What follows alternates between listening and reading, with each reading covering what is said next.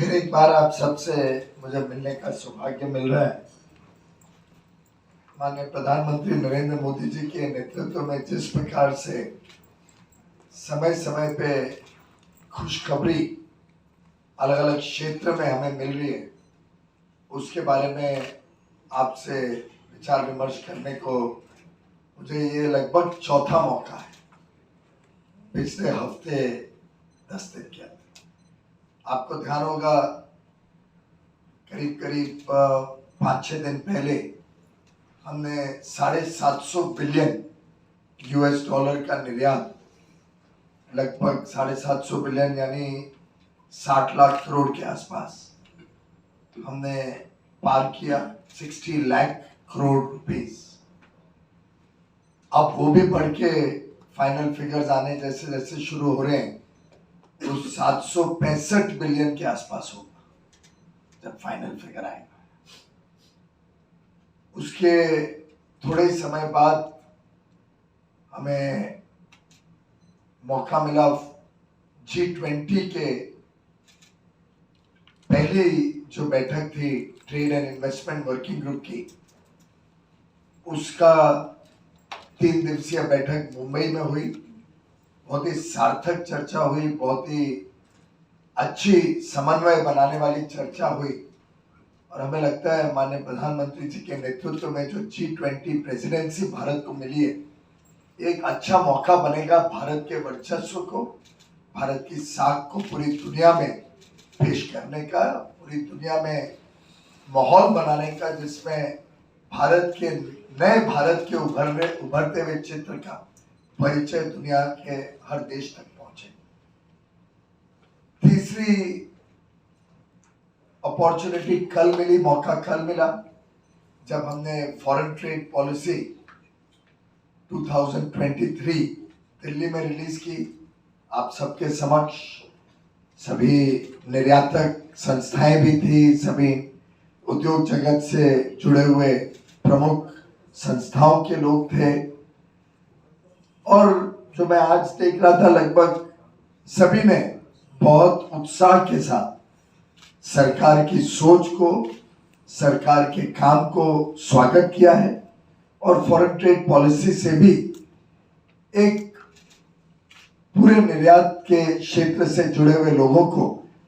राहत भी मिलेगी और आगे चल के प्रोत्साहन भी मिलेगा। एक sense of stability and predictability, which is very essential for businesses to function, is reflected in the Foreign Trade Policy 2023. And today I have the pleasure, once again in my home city of Mumbai, to be interacting with all of you on the 4th occasion in, as I said, less than a week, where we have this wonderful achievement, 2 lakh crores procurement by the government within 12 months, only in 1 year, through the government e-marketplace, truly reflects the thinking of Prime Minister Shri Narendra Modi, who is very demanding that governments have to be run with the highest level of integrity and transparency, participation by all across the country from the remotest corners of India in the government procurement cycle, and an ability for our women entrepreneurs, for our startups, for our MSME sector to be able to participate in a fair and equitable manner in government procurement. मैं समझता हूँ जिस प्रकार से माननीय प्रधानमंत्री जी ने whole of the government approach, पूरी सरकार एक है, केंद्र की हो, राज्यों की हो, पंचायत कॉरपोरेशन क्यों ना हो, एक सरकार की सोच को एक साथ जुड़ाव करने का कोशिश किया है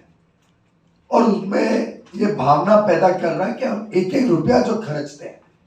वो देश के टैक्स पेयर का पैसा है, उसको हमने बहुत संभल के और ईमानदारी से खर्चना है, अच्छी गुणवत्ता वाले सेवाएं और वस्तु खरीदने हैं और इस पारदर्शी व्यवस्था को लागू करने के लिए जब प्रधानमंत्री जी 9 साल पहले सरकार में आए, केंद्र सरकार में आए, अपने गुजरात के अनुभव भी लेके आए थे। कैसे उन्होंने वहां पे ऑनलाइन प्रोक्योरमेंट को प्रोत्साहन दिया था, कैसे पारदर्शी तरीके से गुजरात की राज्य सरकार में खरीद होती थी। जब दिल्ली में उन्होंने देखा कि एक संस्था थी, director general of supplies and disposal,